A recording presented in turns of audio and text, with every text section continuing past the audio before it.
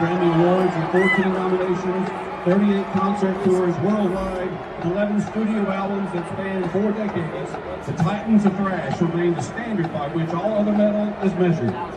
We begin with a 1984 classic from their second album, For Whom the Bell Tolls, followed by the 1992 tour anthem, Wherever I May Roam. And then, let's turn down the house and light up the stage with the Auburn University Marching Band and their show, Metallica. Post-game reaction time. Your Auburn men's basketball team in Game 2 takes down the Merrimack Warriors 95-57. We're here to talk about it, to give you our initial reactions, talks about the stories, the stats, and the score. All that coming up right now.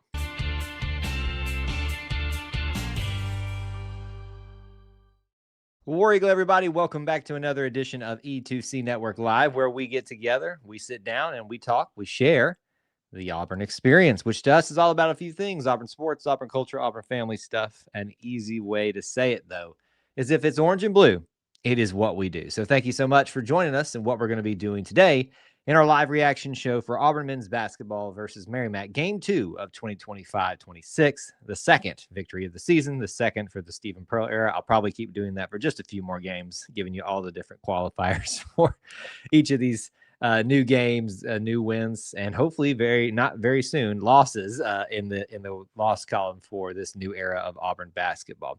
So our agenda for tonight is to react, to talk about, to discuss initial reactions to Auburn versus Merrimack with that final score 95-57. We're going to be getting into individual stats, the team stats, the stories amongst all of that. I think this is another or a game at least where everyone's a little bit more pleased with how things went. It's pretty much when you schedule someone like Merrimack on your schedule, you're probably, hey, this is what you're supposed to do. And I think that was kind of what we're all thinking at this point of post game right now. This one's satisfying. We got to see a lot of people. Got to see some exciting things too in this one from individual performances. So we got a lot to discuss, as we always do in these reaction shows. So let's jump into it. You guys participate in the chat. If you're watching live, jump on in. Let us know that you're here with a hello, however you'd like to announce yourself. Give your thoughts about the game throughout. We'll certainly bring those up as they're appropriate to do so throughout the stream. And of course, smash the like button, the share button, wherever you're watching this on either social media platforms, things like that. If you're even catching the replay audio or visual. Okay, so Game 2, Merrimack. Obviously, the crowd even looked a little bit less tonight from just the look of it. The students showed up as they always do, and a lot of the fans did, but we're sitting here in this part of the season where you're expected to win some of these games the way things are scheduled, even though I continue to stress that Coach Pearl, I don't know why I have to emphasize that. I'll get used to it at some point. Coach Stephen Pearl and his staff have always, even when Bruce was there, done a very good job of bringing in those names of those teams with the names that you don't recognize as much or people just kind of dismiss out of hand that are very challenging. That's the last game versus Bethune-Cookman. But you still got to go out there, take care of business, and they did that tonight, winning by almost 40 points tonight. That's exactly what you want to see just in the score for everything. When everybody looks at the scoreboard tomorrow morning and looks at that, that's what people are expecting to see. So let's get into some stats, things like that. We'll give you guys a couple of shout outs here in the chat. Everybody hanging out tonight with us on a little bit later of an evening as we get used to Auburn men's basketball season. 2 games in 1 week. And I know that's usual when we get into the SEC schedule, but it's just so back-to-back so quick. It's so nice right now. Connor says, awesome game by the team. We did what their defense gave us. Certainly, that's when you play a team like Merrimack, where you're expected to win, you certainly want to just, whatever they're going to give you, you take advantage of it. Don't try to be too nuanced. You're at your home. You're at your place. All the advantages are in your corner. Don't make things easier for them. Just take what you can give them. So great to bring out that start off by Connor on X. So we don't often get comments from X. So good to see you guys this evening tonight. So let's jump into let's do individual stats to start off. When we start going through the individual stats, I always want to ask from you all and participate in the live chat or post it on social media. What or who, I guess I should say, is your players of the game? Who are your players of the game, or player, if you just want to give the one tonight? Who is the one that stands out to you the most? Usually this is going to be the top scorer, which this would be someone we're used to going to get used to talking, I think, in that category most nights. But who to you stood out? Who do you want to give a shout out to? Player of the game, players of the game, put that in the chat and we'll talk along with you about that. First of all, can we just acknowledge this? It's really great to have the opportunity to not only play your entire bench pretty much. I think everybody got in there and looking at by the sheer numbers, but throughout the entirety of the game, 10 individuals all got significant minutes tonight, and that includes Blake Muselik, who played a little bit last game, I believe, too. And he's going to be one of those first guys off the bench that rarely plays. If he's needed to be called upon in a guard position situation, you can see that he is talented. He doesn't get any points tonight, but he was definitely not a liability while he was out there. So congrats to Blake for getting a few extra minutes tonight, 9 total, whereas everybody else got in at the end of the game. Just wanted to give them a little bit of a shout out to start the game because that's always what you want to see in these type of games, these particular games. Looking at your top scorer tonight, you've got 25 points from Keyshawn Hall, 6 of 9 from the field, 1 of 1 from the three-point arc, 12 of 13 from the free throw line. My goodness, that is so good. That is like the stuff of dreams, folks. 12 of 13. Now, if it was a hunt night, he could have had the 100% from the free throw line, but that is pretty good. On top of that, 14 rebounds, 1 assist, only 1 personal foul, no turnovers in 26 minutes of play. If he's just, I don't even know. I don't even need to add anything to that. Keyshawn Hall tonight looked outstanding just from the stat line look of it alone. But obviously, as we tweeted out, X'd out, whatever you call it these days, posted out, it just looks too easy for him out there. And you wondered how that would translate coming over from UCF. And certainly the Big 12 is a challenging basketball conference, but this is the SEC in this current day and age, and it's pretty challenging. Would that translate over here? He's doing just fine against the non-conference opponents. We'll see how that shakes out when we get to conference play and into tougher non-conference opponents. So 25 points for him. He is your leading scorer tonight. Let's go through a few others here. We'll try to do this in order of the scoring because you have 1, 2, 3, 4, 5 people in double digits. And I know we had 5 last game. I thought we had 6. I could be wrong on that. But 5 in double digits tonight. Your next leading scorer, Sway himself. Sebastian Williams-Adams getting the start tonight while Keyshawn Murphy is out with that injury that he sustained in the first game and was able to play through a little bit. So obviously taking advantage of his opportunity. I think Sway had a great first game, and he continued to double down that with 14 points tonight, 5 rebounds, 5 assists. He's the leading scorer this evening. Your big man, 6'7", 6'8".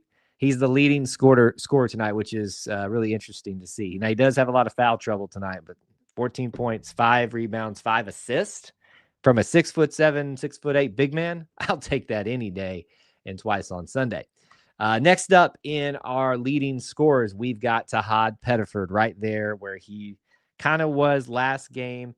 13 points, shooting a lot, not really that accurate yet. Give him some time. 4 for 13 from the field, only 1 for 7 from the three-point land, but all of his free throws, 4 rebounds. So even when his scoring is not up where people, I think, were expecting him to be thus far this season, only 2 games, though, by the way, folks, he's definitely being that all-around player, contributing in a variety of ways on the court. Moving right along in our top scores today. Today we got Keyshawn Hall, Sway, Pettiford, and then right after that you've got Emeka Oporum. How about that debut for Emeka Oporum in terms of a big game debut for him? He gets 11 points, 4 for 4 from the field. He gets 50% from his free throw line. I understand. He has rebounds of 4, and I want to double check on this before I speak on it. He has 2 blocks. I thought he had 1 more in there and a steal on top of that. So he had a great game. I think those blocks were back-to-back, if I'm not mistaken. So a great game from Emeka Oporum who's a guy that a lot of people were wondering if how many minutes he was going to get. He didn't get a lot during the exhibition play in the first game, but when Keyshawn Murphy wasn't able to play tonight, certainly that opened up opportunities for Sway, but that opens up more opportunities for the minutes that Sway would normally have as well for Emeka Oporom. Both of those guys did really well.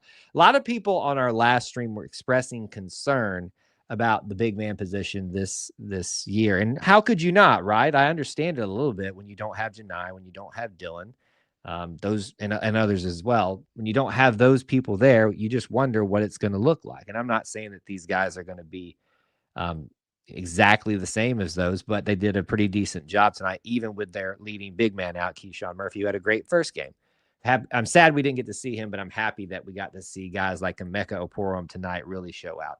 To me, that's the guy that sticks out the most, and I'm probably going to give my player of the game, because you can sulk on the bench or you can take advantage of the opportunities that you're given, and I think Emeka did that tonight and then some, and really caught the attention of more than just the Auburn fans tonight, and I think it showed.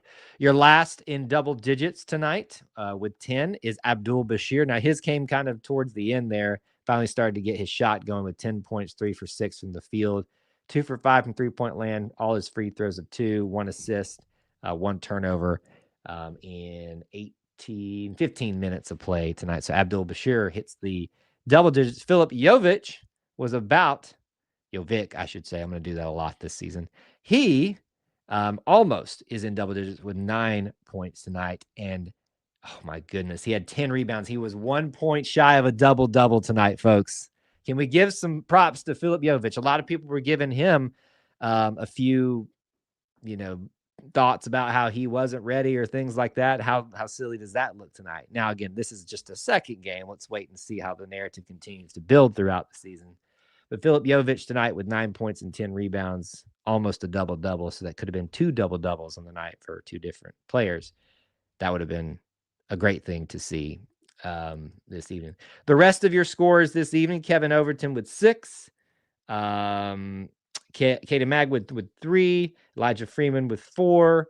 And everybody else either came in late, or we talked about Blake Muselik, who got to play significant minutes tonight, which Devin's pointing out here. Really proud of him. We started off the show with giving him a little bit of a shout out. Fun to watch those guys that have put in their time as a walk on and are starting to get a little bit more. It has that Lior Berman type of feel to it. Some others as well. Some of their names are escaping me. But yeah. Great for him tonight. So there's a lot of your individual stats. So some of you said Sway for player of the game. Shout outs for Dylan Carwell's brother getting in the game as well. This obviously made a lot of people happy tonight. Just seeing everybody thrive and do well against the team that you're supposed to do that type of thing against. So for me, it looks like from the stats, the stat line is absolutely outstanding for Keyshawn Hall, 2 games in a row. But if I'm going to pick like the emotional pick, I'm going to go with Emeka Oporom tonight, having an outstanding big debut game in terms of one where he really caught the attention of a lot of people. So if there's someone if you're watching live, especially, that we didn't say something about, or something you'd like to point out, a question, whether it's constructively critical, anything like that, drop that in the chat. We'll come back to it. We're not done talking individual stuff here. We certainly have some other things that we can dive into stories wise there, but we do want to keep moving this train right along with our team stats tonight, because you all know what's going to happen. We're brand new in this season, so I know we've got new viewers, new listeners. We are going to focus on all the team stats, but we are primarily, when we go to that, looking at the big 3. And I believe WT pointed them out earlier tonight, and he's going to kind of bury the lead. And it's not bury the lead, but give it away. AU wins the big 3 stats tonight. So what are the big 3? They are turnovers, free throws, and rebounds. Let's confirm what WT, our listener and viewer, is saying tonight. Free throws tonight for Merrimack is 71%. Auburn with 73%. So they do win that by a percentage of 2. So I have a high watermark of 80% on free throws. They have yet to do that, but have been 70 each night. I'll take it. Let's get closer to that 80% mark. If I feel that if you hit 80% free throws in a game and you have a decent, like, double-digit free throw attempts, you're pretty much in position to win the game most nights. Most, not all, but most. Turnovers tonight. Auburn does a lot better in turnover. Well, a little bit better in turnovers. 11 for Merrimack, only 8 for Auburn. So a decrease from the last game. I bet Coach Stephen Pearl is a lot more comfortable with that this evening looking at that. And then finally in rebounds, I mean, just a complete and utter domination, 24 to 55, just dominant on defense and offensive rebounds. So the big three were won, and that's how the West or the second game was won at the very least for the Auburn Tigers this evening. It was absolutely outstanding. Outstanding. We'll take a question here. Couldn't watch tonight. How was the defense more in sync? I think it's always they can look in sync against a team that they're supposed to look in sync against, right? And you don't know if that's going to be more in sync when I feel like we're talking about boy bands here, when you get to tougher competition. And I think Bethune-Cookman is tougher competition as well, based off the results at the very least. Now, someone pointed out earlier that they got cooked tonight. Definitely, if you looked at some of their stats, they did not shoot like they did versus Auburn in that first game. So look, it's second game still, so I wouldn't even venture to say it's more in sync, less in sync. It's just the second game. They're still getting to know each other and learn to play together. Keyshawn Murphy wasn't able to play, so you won't know how he factors into making it look more or less in sync. Keep going right along here in team stats. Let's look at our field goal percentage. I mean, I don't know that there is a couple of ties here that I'm seeing right now, but maybe one or two categories where Merrimack wins. And so you can just tell Auburn won tonight by almost 40 points. 50% from the field for Auburn, 29% from the field for Merrimack. Whew. For the 3-point percentage, 25 and 25%. So not a great night for 3-point shooting, but both teams tied there. We've already talked about free throws and turnovers. Points off of turnovers tonight, 9 for Merrimack, 21 for Auburn, doubling them up. Already talked about the rebounds and how Auburn just absolutely annihilated in that game. Second chance points, 9 to 26 in Auburn's favor. Bench points tonight, and a lot of that is in part mainly to Emeka Oporum and others as well, but he's and Abdul Bashir, a large part of making up that big bench points here. 15 to 28, Auburn wins. Look at points in the paint right here. This is maybe your stat of the game. I was going to say it would be the points off of turnovers, which was, I think that's what it was. Let me find it. Yeah, 9 of 21, or you could just do rebounds in general, 24 to 55. But to me, looking at points in the paint, because that factors in all of that and actually doing something with those rebounds, points in the paint, 14 to 42, Auburn win. That to me is your stat of the game that tells the tale of the tape for Auburn versus Merrimack tonight. And wow, that's an impressive stat line right there. Against someone you're supposed to, I grant you, but still impressive. Blocks tonight in Auburn's favor, 3 to 5. Steals are tied. Fast break points are tied. Assists doubled up by Auburn, 7 to 14. No times tied. Oh, it says no times tied, but then there's the amount of time tied. I guess that's the first part of the game. Only one lead change. Auburn led 36 minutes. Pretty complete night. I think if you found something to be upset with this evening, I'm not going to be able to help you much this season. The team stats and the individual stats all look pretty dang good. Again, granted, against Merrimack, who you're supposed to do this as an individual, you're supposed to do this as a team. Hey, pretty impressive, taking care of business at home tonight. Got a lot of people in, lots to like here. Let's take a couple questions and comments. If you've got any more of those things, bring those out tonight. Let's see here. Sam thinks that they missed a lot of open looks tonight. I think you're still going to have that at the first start of the game, even at the first start of the season, I should say, even though you're still playing at home for these first 3 games. Everybody's just trying to figure out who works with themselves. I've noticed that Abdul's shot doesn't seem to be falling as much as we expected to start. He got it going at the end of the game. So there's some of that as well. You've also seen in the first 2 games a couple like missed real close to the basket shots, which are some of those frustrating as a fan, but as a player as well. So, there's been some of that going on, not to be surprising or shouldn't be surprising to most fans out there. Fielder's Choice says, I think this will take some time. Lineup is more similar to 2019 as far as size, and that didn't start rolling until well into the season, if I remember correctly. I think they had some high moments in the middle of the season, but they certainly got it really rolling at the very end there. And Bruce talked about this even before he stepped down, that this team would look a lot different and play a lot different. And so you've got a lot of fans, you saw some of that reaction in the first game, that assume because it's not successful in the way that it was successful last year, that something's wrong. That tells you that's people that don't follow basketball as, adamantly as some of us do. And that's not, I'm not saying that as a slight, it's just the reality of the situation. This is just a different team, different makeup. It's a different team, all for one player. They put the graphic up on the TV of the minutes per game. It was Tahad Pettiford, and then everybody else had 1 minute per game. So I think that really puts it in perspective if you didn't know that tonight.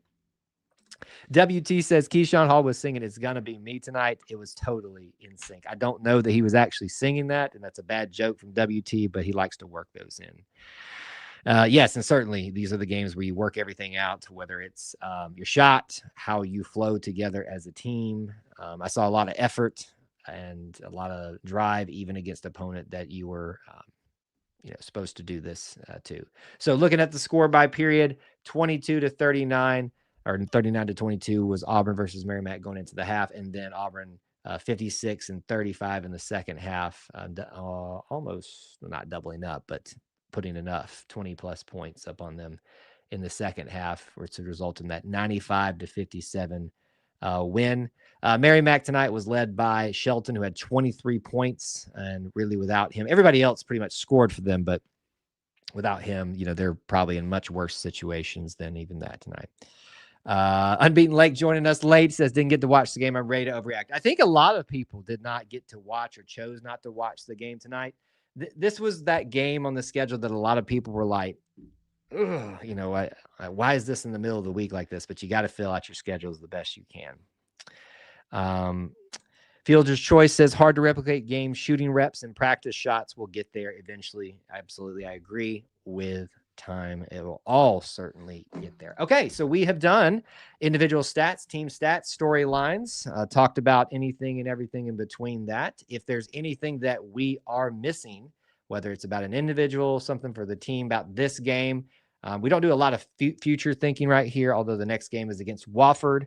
And certainly, if you've paid attention, Wofford has had a few runs here and there where they've been pretty decent. I'm not sure where they're at this season.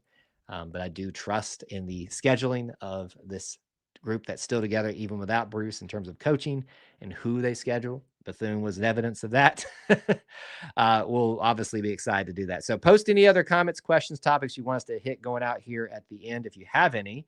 Let me give you a couple of reminders before we get out of here this evening.